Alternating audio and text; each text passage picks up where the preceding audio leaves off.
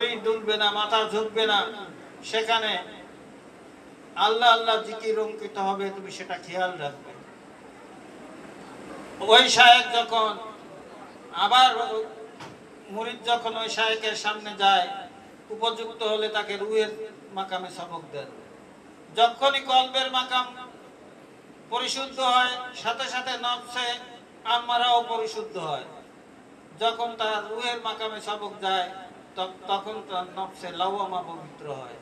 যখন তার শিরের মাকামে সবক যায়, তখন তার মুলহেমা, নফসে মুলহেমা পবিত্র হয়। আর যখন গভীর আত্মার মাকামে সবক যায়, তখন নফসে মুতমাইন্নায় পরিণত হয়। জিনিস এক, কিন্তু দুই দিক থেকে।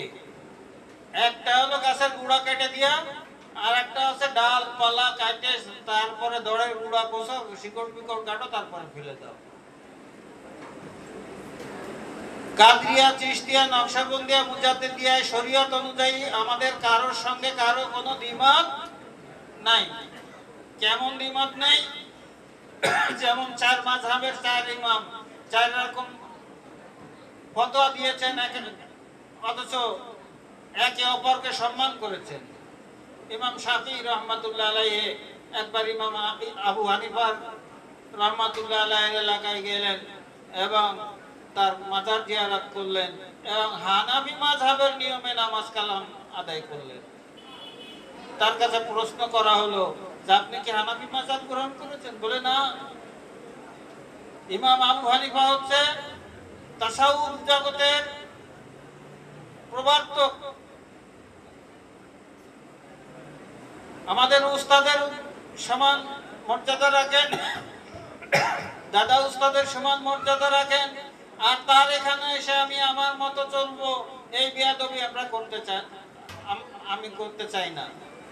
তাহলে একজন ইমামকে একজন ইমাম এত সম্মান করেছেন, আর আজকে সেই ইমামের অনুসারীরা এসে তার রসুলকে সম্মান করলে সেটা বেদাত হয়ে যাচ্ছে।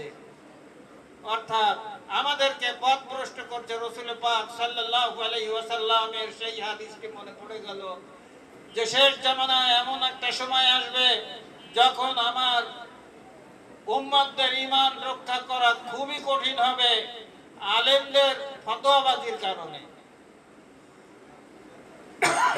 সেই দিনটাই বোধহয় আমরা এসে গেছি। হাদিস নিয়ে এত লেখালেখি, একটা হাদিস জয়ীফ না গরীব না সহিহ না মারফু